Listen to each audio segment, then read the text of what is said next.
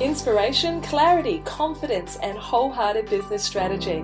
Welcome to Your Next Chapter, the podcast especially for women in their 40s and beyond who know that business and personal development go hand in hand.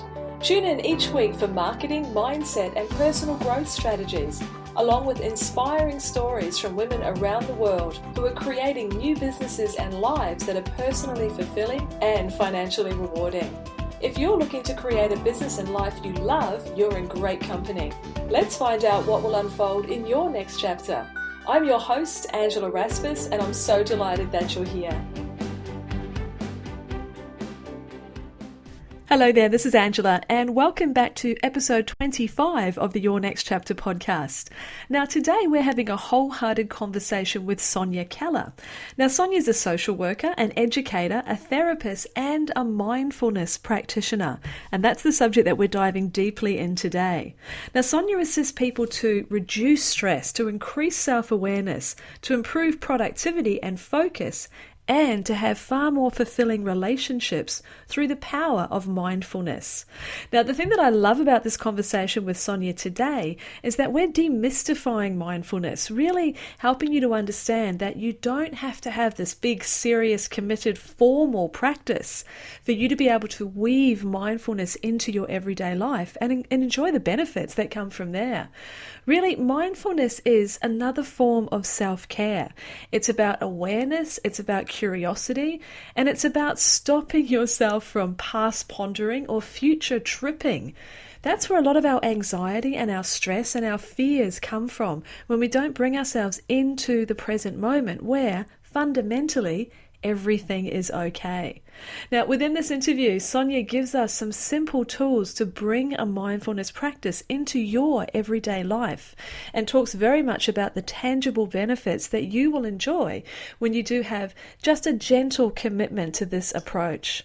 One of the things that's also included with this episode is a simple download exercise that allows you to keep track of the progress that mindfulness is bringing into your life. In particular, looking at how it's helping you to reduce that stress and that tension around certain events just by bringing yourself back to the breath and back to the moment. Now, to get that download, you simply go to angelarasmus.com/25, that's 25 download. Now, there is a serious, so to speak, side to mindfulness where mindfulness-based stress reduction, MBSR for short, has got a real scientific and evidence-based approach to stress that can really bring that calmness, that clarity, that awareness. And that's certainly a big part of the work that Sonja does. But she also works with individuals, helping you work out and create and commit to your own personalized mindfulness practice. Because we certainly want to get across the idea that there is no one size fits all. There is no thou shalt do it this way to get the benefits. This is a very personal approach to you simply bringing that awareness into your life so you can let go of some of those concerns. Well, I don't know about you, but I certainly want to have more calmness in my life. It's a busy world that we live in. We've got a lot of things on our to-do list. There's so many things that you no doubt want to get accomplished in your next chapter.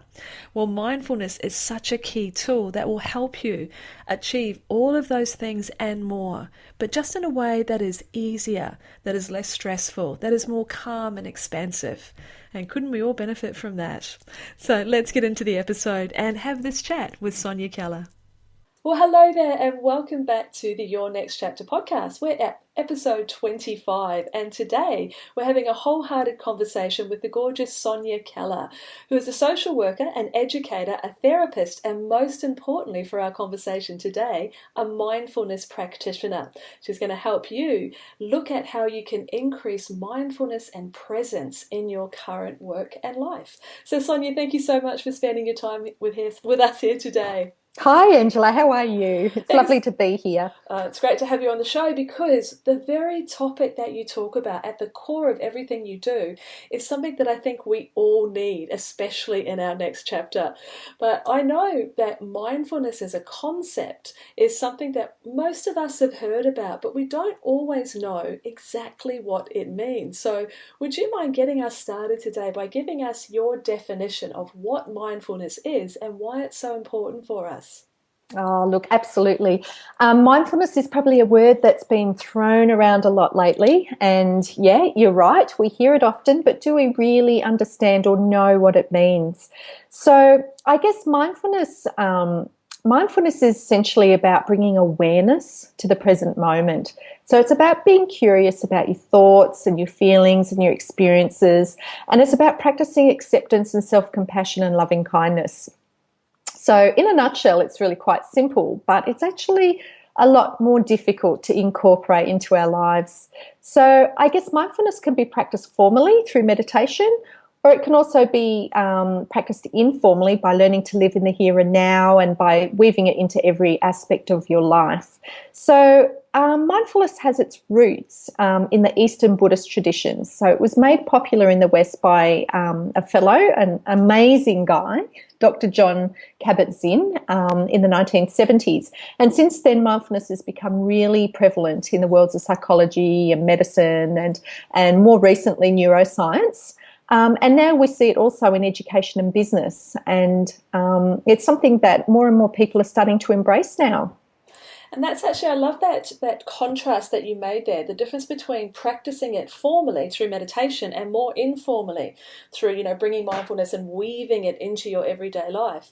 Because I think for some of us, especially who perceive our lives as very busy and there's so much in at the moment, how do we put another thing that we've got to do, sitting down there and omming our way through the day with a meditation practice is not always something that's seen as easy to slot into your world. I agree. And I'm definitely one of those people, Angela. I run at 1,000,000 miles an hour in my life and in my personal life and in my business. And I have to say, without mindfulness, I don't think I'd be able to achieve as much as what I do achieve in my day. Oh, and I'm looking forward to digging down into, what that more casual or more weaved process looks like. But before we go there, I'd love to dive into your own story. With anyone that's coming in and having a chat with me on the podcast, I like to find out, this is a next chapter for you. So what did the pre-chapters look like? What brought you to this real focus on the importance of mindful living? Oh, look, I love that question. And I always get so excited when people ask me that because it's been a real turning point in my life. I'm 46 now. Obviously, I'm in my 40s. So I've probably lived a few lifetimes during that time in terms of my career and my personal life. And I actually started out as a musician, as a professional violinist. And I did a music degree in the 80s, and then I became a music teacher, and I did that, taught for about 12 years. And then part of my journey into teaching led me over to WA, to Perth, where I worked in the Juvenile Justice System, and I worked with young people incarcerated in prison during that time from an educational perspective. And I guess that really kind of encouraged me to think more outside the box in the way that I relate to people and the way I teach and the way I am as a person. And I became much more interested in the social welfare aspect. So then I went back to uni and I did another degree in social work and started getting into the more academic side of research and everything that comes with that. And then I had a series of jobs after that. So I worked in mental health, and my particular interest in mental health was working with clients diagnosed with borderline personality disorder, and it's becoming sort of more recognised now, but back then it was very much a too hard basket for many health professionals, and these people were really missing out on care in the mental health system and in the hospital system. So I was very curious to research how we could work better with this cohort of people, and what came out of that was mindfulness. And I heard about it when I was working in an acute psychiatric care ward in Katoomba many years ago now, and I thought, oh, what's this hodgepodge stuff? I'm a very science evidence-based type of person, not into all the Buddhist kind of philosophies and things like that back then. And I thought, oh, goodness, I'm going to be running a group with these patients, and they want me to do mindfulness. And I'm like, well, what is this exactly? And I read through the stuff, and I must admit, to begin with, I was not convinced. But as I explored my relationships with this cohort of patients and what their actual issues were, which was about regulating emotions and being able to manage distressing situations more effectively, I started to understand what mindfulness was actually all about. And that it wasn't just about sitting there meditating, it was actually about incorporating it as a lifestyle, as a way of life into your everyday environment, I guess. And to be able to do that meant that you were able to manage your emotions, you were able to reflect on situations, and you were able to remain calm in the face of distress a lot more readily. And I could see the positive impact it was having on patients. And of course, back then I'm thinking, oh, this is great, only for people who have, mental health issues. But actually, I started using it myself because what I discovered was that I actually had some anxiety issues. Being the high achiever, perfectionist type of person that I am, that's very, task orientated and goal driven, I had anxieties and I started using it myself, and I really was impressed with how much calmer I was and how much more resilient I had become during stressful situations. So I guess that's where it began with me. And then I went into another field after working in mental health, where I was working in child protection, and that was a really highly stressful role, where we used to walk into people's homes and remove children if they're at risk of harm or neglect.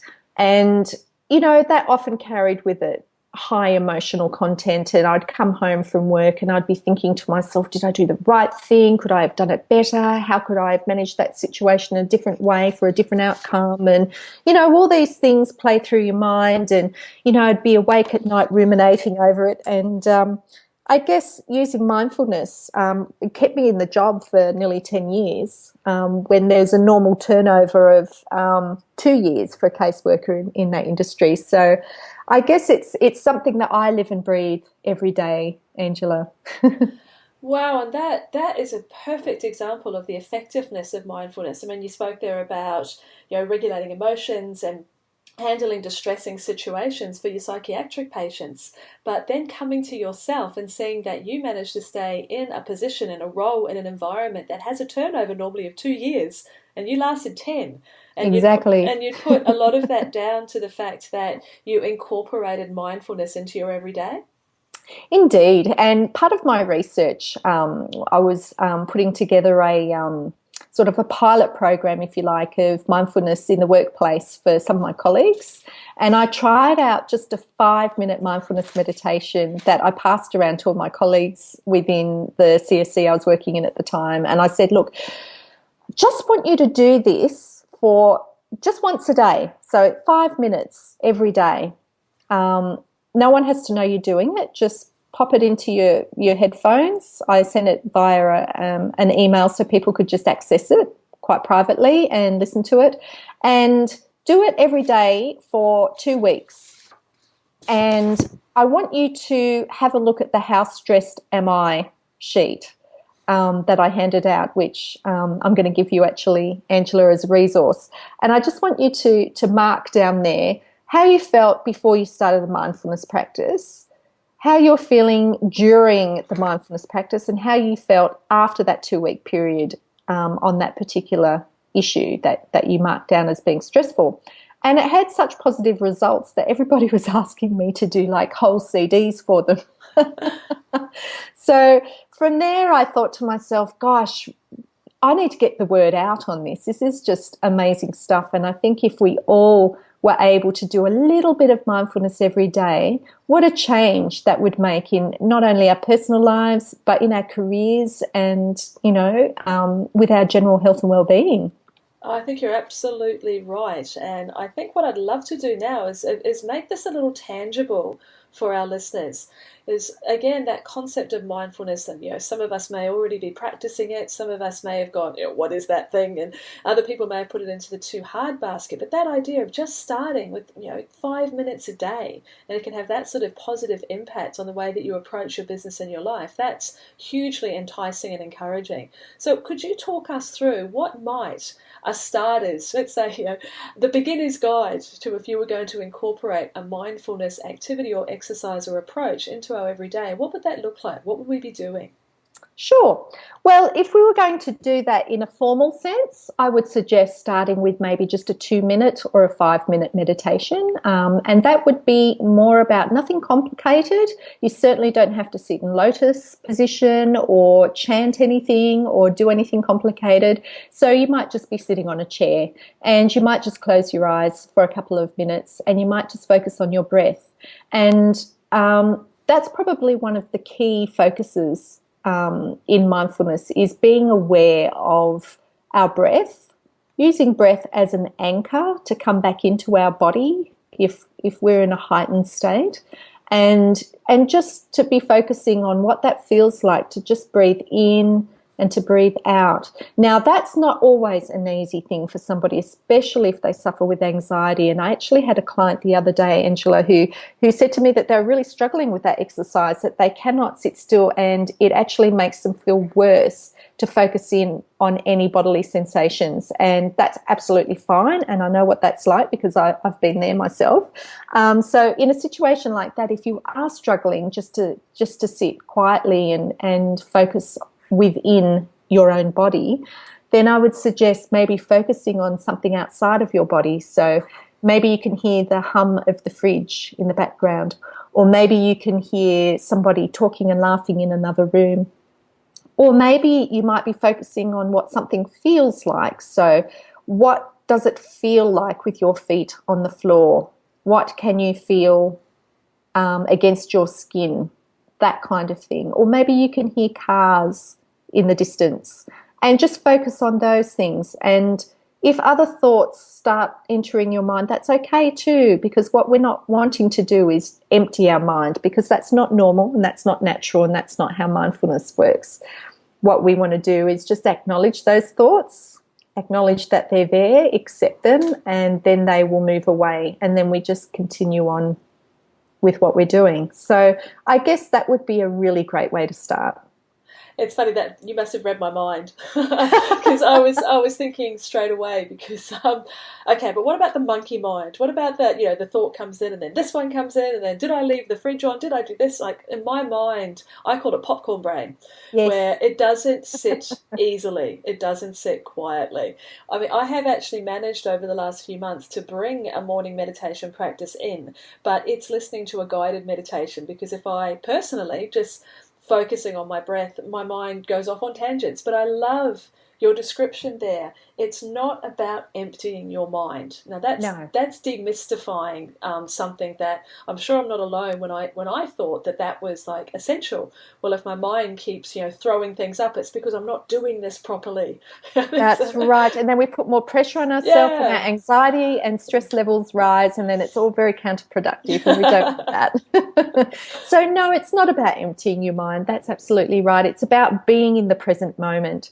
So it's about appreciating what's going on for you right now in this any one particular moment of time. So if listening to a guided meditation assists you with that, then absolutely. I do a lot of my work with clients through guided meditations because it takes the pressure off having to just go alone. But other ways of being able to do it is just you could do it more informally. So, for example, wherever you are, whatever you're doing, do it mindfully. I've often complained before I got my new kitchen put in about doing dishes. Now I have a dishwasher and I can be totally mindless about it. But in the past, I would do dishes and I'd think, well, how can I make the most of this situation? How about I practice doing the dishes mindfully? So that would be taking care with each dish going into the sink and thinking about how it feels as I as I clean it and as I rinse it out and as I place it on the drying rack, and just doing each one individually and being in that very present moment, that is meditative in itself. I love that. There's the word. It's meditative as opposed to meditation. Exactly. That Exactly. that's far more open. That's far more inclusive. That I feel that that's really inviting. That's something we can do. And you've triggered a memory in me.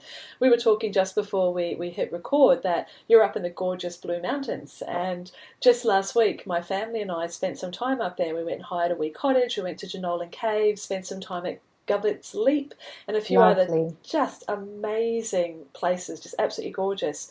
But what I found myself doing, and fortunately I've been working on self-awareness for a while, so I saw it happening, was because we haven't been away on these weekends very often because my husband's just opened a new part of his business and things have been really busy. And I found myself going, oh, well, we've got to do this again, and where will we go next time, and what am I going to plan? Ah, yes. I was standing in front of the most glorious view with my kids and my husband, and I wasn't there. I was in In the 4 months' future. time. Yep. Where can we go? I was future tripping, as I call it, and then past pondering. Well, the last time that we did this, it was so long ago. It's like, hello, be Mm, here now, and I managed to catch hold of myself. And I think, as you're saying, to focus in on one of your senses. What am I feeling? What can I hear? And mm, suddenly, it's almost freaking magical. I could hear the waterfall. It's like, a mm, long way down there, but suddenly mm. I could hear the wind and I could hear the waterfall and feel the breeze and the sun and all of that. And the feeling that bubbles up when you are present is magical. It was really magical. That's so true. That is so true. And you know what? Sometimes we just need to give ourselves permission to be present, because I think we just live in such a frenetic society where, Yeah. and I agree, I'm the same. I'm constantly thinking about the future and bringing myself back to the present, catching myself whenever I go back into the future. And no, no, no. Like I have these interesting discussions with my husband because he works away a lot. He's away about 9 months a year with his work. And just before he's about to go on tour, we'll be eating dinner and I'll suddenly say, yes, but I miss you already. You haven't even gone yet. He's like, I'm still here. I'm still Yeah. here. Enjoy the moment. I'm still here. And I'm like, well, yeah, actually you are. Why am I worrying about that when it hasn't even happened yet? And that's one of the things about mindfulness. It's not about catastrophizing about the future or planning about the future or dwelling on the past or ruminating on past events. It's about enjoying that present moment. And I guess one of the times where I feel like my mind becomes like popcorn, as you say, is when I have a shower in the morning. I tell you what, I'm solving all the problems of the world in the shower. And then I suddenly think to myself, hang on a second, this is exhausting. And it's only, 7 o'clock in the morning. I'm already exhausted because I've solved all these problems in the world. I need to stop and just remind myself that I'm in the shower and feel the water on my skin. And then I come back to that present moment and the stress, I can feel it just melting away. That's the key thing there, isn't it? It's recognizing that deciding to weave mindfulness into our lives is not something, okay, I've decided and now I can do it. It's a case of needing to bring yourself back to it constantly. It's funny, again, mind reading. Yeah, this shower scenario, because I do the same. It's like, Mm. wow, I'm in the shower and it's like I'm on straight away and the brain's going Yes, tick, tick, tick. So I, yes. I actually last year I did around 6 months of spiritual mentoring with a wonderful woman here in Sydney, and one of the things that she got me to incorporate into my routine was in the evening with the evening shower, almost like a what I would call a bookend of your day, actually playing music and I've got this little bathroom, little ensuite, playing beautiful Reiki music actually, Mm. lighting a candle and turning that whole shower experience into a real being incredibly present and appreciative of myself, of my body, of the day, etc. Not using it as a dumping ground for, Yes. let's go through all the crap that's happened today, but an actual just getting really present to the water, to the light, the candle sparkling, the That's music right. playing, and that it really I started to look forward to it every night. It's a Yeah. very, very different experience when I made that conscious decision to be Mm. mindful. I don't do it all the time. God knows I'm not perfect, but I do it often enough to really, really enjoy it. That's great. And what wonderful advice to give. And if only we all loved ourselves enough to give ourselves permission to actually do that. Can you imagine how much more productive we would be and how much more focus we would have when it actually really mattered? Absolutely. I honestly believe that mindfulness brings you back to the moment, which allows you to focus on the task with more clarity rather than letting distractions get the better of you. So in actual fact, you become more efficient, and your overall productivity is raised just by that simple fact of honouring yourself and giving yourself time and space just to be present. So it's really got, when you look at it like that, there's really a multitude of benefits. I mean, you can look upon mindfulness as being a self-care practice, without a doubt. I can see the ripple effect, and I'd like to talk about business in a sec, just before I close off this part. I know that when I have been practicing my version of mindfulness, everyone will have their own practice that they can cultivate, but I'm actually a much nicer person to be around. Yes, it has a huge impact on relationships. It really does enhance relationships because it teaches you to live in the moment, which means that you're giving your focus 100% to that person that you're in the relationship with, whether it be your spouse, your partner, a child, a colleague, because instead of thinking about the 100 other things going on in your life at any given time, you're actually completely focused on that person. So you'll both benefit enormously. Yeah. And I guess a great example of that is the parent-child dyad, where the quality of the relationship with the primary carers, it's absolutely essential for healthy attachment, personality development for children. So having that real focus with your child, and it doesn't have to be for a long time. Honestly, quality is far better than quantity with children. Just, being in that present moment with your child for a few minutes every day can really, really help not only yourself, but it will help your child with their growth and development. It's amazing stuff. Yeah, that's so very true. I know just with my own kids, they're a little bit older now, but they still need that quality of attention. That's the differentiator there that I think you've made that is so important. And I guess what we're saying here with mindfulness is that it is the opposite of multitasking. Yes. Or if you are going to multitask, do it mindfully. We're going to have a whole new genre starting here. But let's dive over into the business side for a moment, because a lot of the listeners of the Next Chapter podcast show are people who are stepping into a next chapter business, much like you have. I mean, you've had that amazing background and foundation of quite formidable care for people as you've come through the career path that you have, and now you've stepped fully into this next chapter where you've decided and chosen mindfulness as being the message that you really want to get out there to people. So a lot of the women who are listening are also in that space where next chapters are built on past experiences and deciding this is the message, this is the thing that I want to get across to people now. So let's look at how mindfulness can improve somebody's ability to start, to expand, to flourish in a business.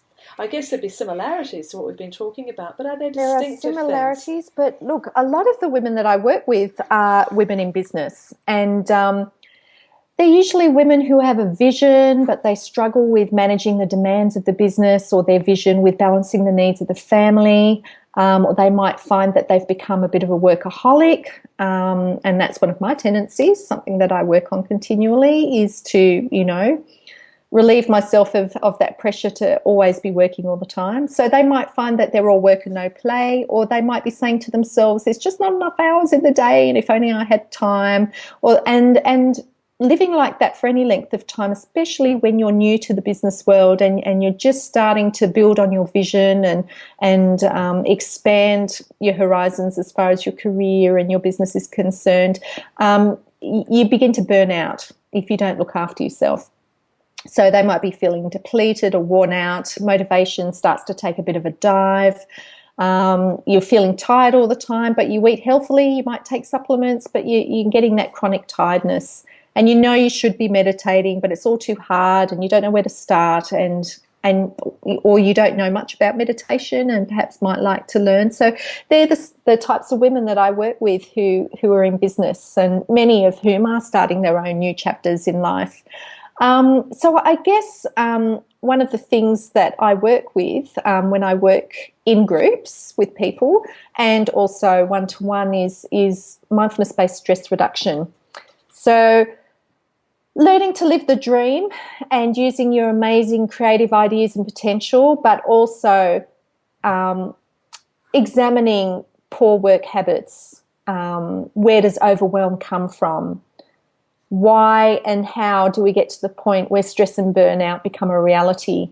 And is the mind fatigued? And what happens when the mind becomes fatigued and the body gets stressed? So our alignment to flow and our ability to maintain our vision and clarity and integrity and wisdom, that starts to become a bit clouded and negativity starts to set in. So already you can see sort of this downhill spiral. And we all know about it, don't we? We all know what it's like to be in business and that whole roller coaster ride that goes with it.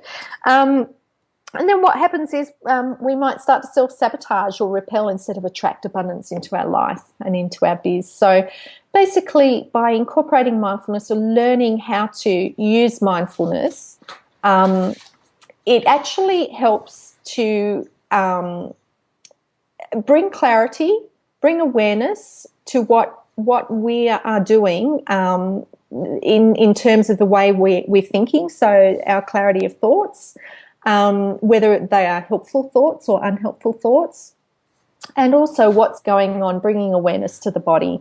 So I guess it's about incorporating a mindful business and a mindful way of doing business. Does that make sense? I think, yeah, what I'm picking up from and listening deeply to what you're saying is that those feelings of overwhelm and the burnout and the negativity and the I'm never going to make it or whatever the thoughts are for an individual, left unchecked, they can grow and fester. Absolutely. And begin to take over. But if we practice mindfulness, then it's almost like curbing them. It's like almost like you're a mind gardener, I guess. You can clip the weeds as they start to appear because you put yourself in that daily practice of being aware of how you're feeling, what's going on for you. So that self-awareness part is huge. And that at the beginning you talked about mindfulness being about self-compassion and loving kindness. So yes. I guess an example, just using a personal example. I had a crappy day yesterday, okay? We all have them and we all have them in business where it's like, what's my purpose? Why am I doing this? No one cares. Yeah, we can all have days like that. But completely normal. Yeah, totally normal. And I'm very, very used to I've been in business since 2003, so it's been a long time. So I'm very aware that there is the ebb and the flow. But because I have, with a lot of help from spiritual mentors and coaches and other people, because I have what I would call an awareness practice, which is, tied into mindfulness, I can see those little weeds and I can pluck them out. Or I can choose to go, it's okay, that this will pass. So it's having that, and that's the loving kindness, the self-compassion side of things. Go and have some chocolate, God damn it, that'll help, or whatever it is for you. But bringing yourself into that moment. So, what you're saying to me makes perfect sense, that it's the awareness, and I guess it's also the curiosity as to why is this happening, and then just bringing yourself back, as you said, to your breath or to some music or to the flowers you've got in your room or just something that, because I think the definition really is that right now, in the present moment, not the past pondering or the future tripping and the catastrophizing as you talked about, but right here, right now, in the present moment, fundamentally, everything's okay. Absolutely. Absolutely. I love it. Yes. Look, there's a beautiful quote by Dr. Craig Hassed, which I refer to a lot with my clients. Mindfulness is like turning on a light in a dark room. Once you do, it makes a lot of other things possible. So whilst we're all time poor, and, I'm no exception, I squash a lot into my days, as I'm sure you do too, Angela. Yeah. It's kind of like, well, how do I fit mindfulness or meditation? I can't possibly fit another thing into my day. But by just being aware of your thoughts and maybe putting aside, and we can all put aside 2 minutes or 5 minutes every day, by doing that, and it might just be when you go to the toilet. Maybe you can just sit on the toilet and be mindful for 2 minutes. Who knows? You're actually making a lot of other things possible. So you're bringing more clarity, more awareness, which is in turn going to reduce your stress and increase productivity. And the people that I work with one-on-one through coaching, mindfulness coaching, they all tell me that at the beginning when they started coaching with me, they were feeling fatigued, they were feeling burnt out, they were feeling that negative spiral of overwhelm that comes naturally when you're in business. Perhaps a lot of the people that I work with haven't been in business all that long, so this is all very new to them. So very overwhelming, but by the time they've completed 6 weeks, 4 to 6 weeks, mindfulness coaching, they're feeling much more on top of their game, motivated, confident, and they're attracting abundance. So they're actually attracting good jobs. They're attracting positive people, other positive people into their lives that help them build their business as well. So it's a dominoes effect. It's a very simple concept, but it has a multitude of effects that go with it. Yeah, that ripple effect, because that core of calmness that I guess you can begin to cultivate if you have an active and a personal mindfulness program or practice, or if you're working with someone like yourself, that ripple of calm. I think calmness is certainly something that I was trying very hard to cultivate in the last 12 months, and I've worked with a gorgeous naturopath who's, believe it or not, got me off Red Bull and onto herbal tea. So lovely. At last, and anyone who's listening who knows me well, that was a very big deal. Yes, I never thought I'd let go of those. But as you're talking, the other thing that's coming up that I'm thinking is that with this mindfulness and this presence and this bringing more space into your workday, into your life, it would allow you to also make mindful decisions and choices about perhaps the way you want to market or the way you want to create your business. So things can be made, or decisions can be made from that more calm space rather from the shoulda, gotta, shoulda, sorta, must sort of space instead. Do you find that happens as well? Oh, yes, every day. And not even just making better decisions, but having a fruitful mindfulness practice within your life that, that's habitualized into your life. You get to know yourself a lot better, and you become a lot more aware of what your unique strengths are. And by doing that, you can focus a lot more on your why and what your purpose in life really is. And through doing that, you can create a much better work-life balance.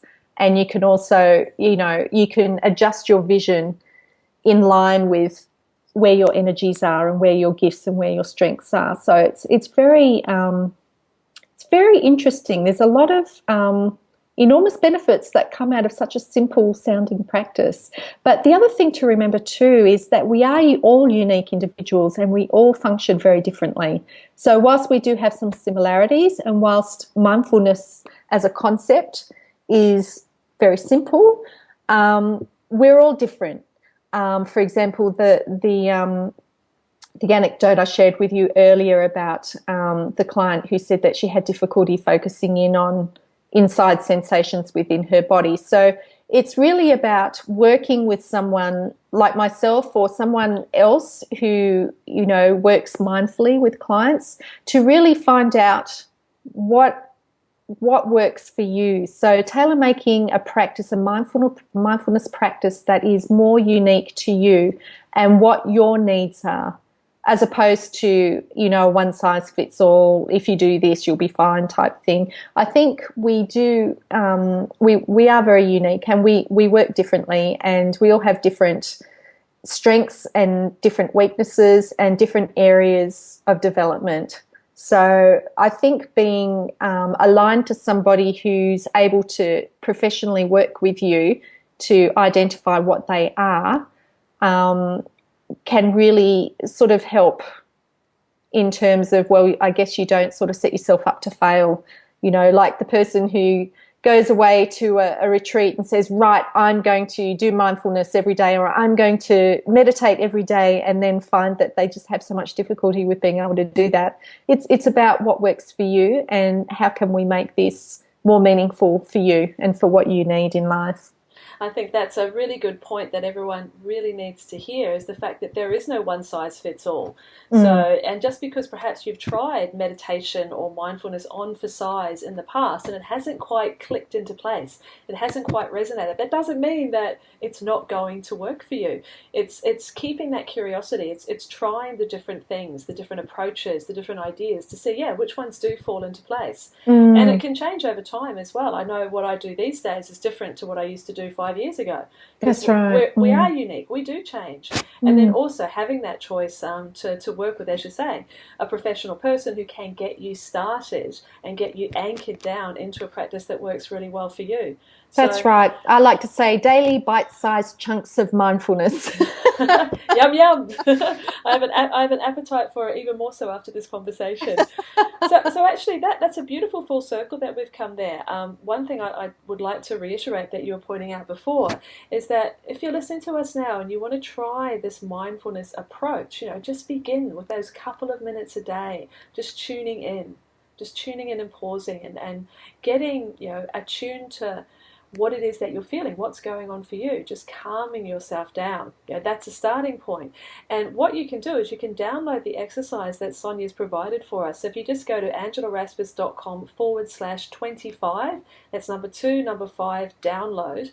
There's a lovely little exercise. How stressed are you? But this is a good thing. Don't get worried, because what you're going to be doing is you're going to be tracking to see the effectiveness of how things are changing for you as you are committed to this mindfulness practice. Because as Sonja and I were talking before we hit record, you can listen to podcasts, you can read blog posts, you can watch videos and read books, etc. But where you will get the change is actually taking the action. So awareness is fantastic, that's the starting point, but you need to commit to actually taking some action for change to happen. So this exercise tool that Sonja's provided will allow you to ascertain the impact of this beginning mindfulness practice. So I really encourage you to download that. So that's angelarasmus.com/25 download.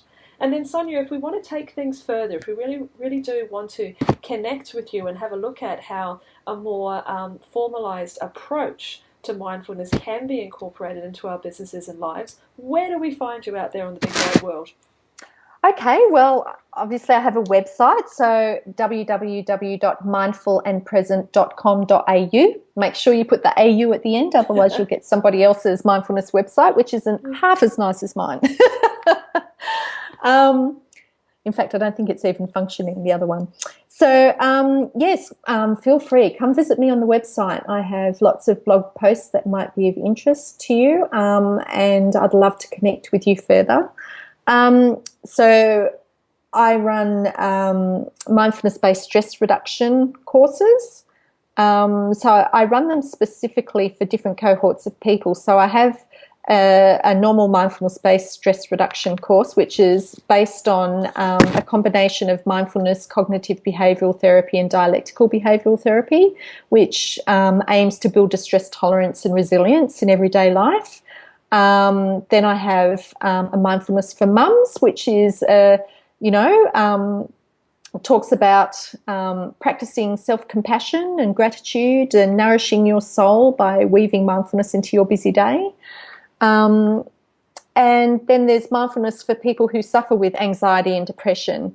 So that particular course helps participants gain greater awareness, I guess, around the mind-body connection and to help alleviate some suffering by changing the structure of the brain. Fantastic. And learning how to analyse information, regulate emotions. Yeah. Well, and then there's also an office-based course as well. But otherwise, I do coaching. So if people wanted to contact me, just send me an email from my contact page. Great, and I'll make sure that the links to your website and your Facebook page and that are on the show notes for the episode as well. And can I end here, Sonja, with asking, is there any particular, like if I'm a total newbie to this concept of mindfulness, you mentioned Jon Kabat-Zinn, I believe. Is there a particular book, whether it be his or someone else's, or that you would recommend that someone could start with? Yes, absolutely. So I recommend there's 4 books. I mean, there's tons and tons of books out there on the market, and I've read a lot of them, and they're all fabulous. But I think probably 4 books that I particularly like is a book called Eat, Drink and Be Mindful by Susan Albers. And that's, I guess, just around some of our eating practices and starting to habitualize mindfulness into everyday rituals like eating and that kind of thing. And then there's another one that I quite like called Get Out of Your Mind and Into Your Life by Stephen Hayes. And that's more about, you know, if you're anything like me, you're an overthinker and you tend to ruminate on things a lot. So it helps you get out of your mind and into your life, put it simply. So they're two books that I particularly like. But look, I love listening to John Kabat-Zinn, and if you Google him, he has a lot of free YouTube talks that he does, and look, he waffles on for a long time, but he's so endearing and so wise and so lovely to listen to. And also Thich Nhat Hanh he's a Buddhist monk and so wise and just has the most amazing insight into life and self-compassion. So look, any of those resources are fabulous. Okay, I'll make sure again that I put those links on the page as well. So you have an absolute full cup of mindfulness ideas to take you forward, everyone who's listening today. Well, Sonja, this has been wonderful. It's one of those conversations that's really opened up the subject. You know, I even myself have come into this knowing your work, but still having a little bit of, you know, really mindfulness sounds a bit formal, but recognizing that it doesn't have to be, it's a very big deal in terms of the impact, but it doesn't have to be a big deal in terms of, you know, the time that it takes. And you don't need to do something incredibly formal to weave this into your business and your life. And we've heard and seen many examples of the positive ripples that are going to happen as a result of you committing to this very small change. So thank you for sharing your expertise with us. I've really appreciated it. Oh, no problem. And thank you so much for having me. It's been wonderful chatting with you again, Angela. I love these wholehearted conversations. That's at the core of the Next Chapter podcast. I love having them as well. So thank you, darling. My pleasure. And for you listening today, thank you for spending your time with Sonja and I. I know there's lots of things on your plate. You're a busy woman, but taking this time out just to be exposed to some new ideas that can really have such a positive impact on your next chapter. I'm delighted that we can bring these new ideas and concepts to you. So again, thank you for spending your time with us, and I look forward to connecting with you again on the next podcast. Have a lovely day. Thanks for listening to the Your Next Chapter podcast. If you've enjoyed this episode, please let me know. Pop over to angelaraspas.com to subscribe to the show and leave a review. And whilst you're there, you can also enjoy valuable free resources, including show notes and downloads, along with the Next Chapter community, where you can connect with other wholehearted women on the same journey as you. We'd love to welcome and support you as your next chapter unfolds. See you next time.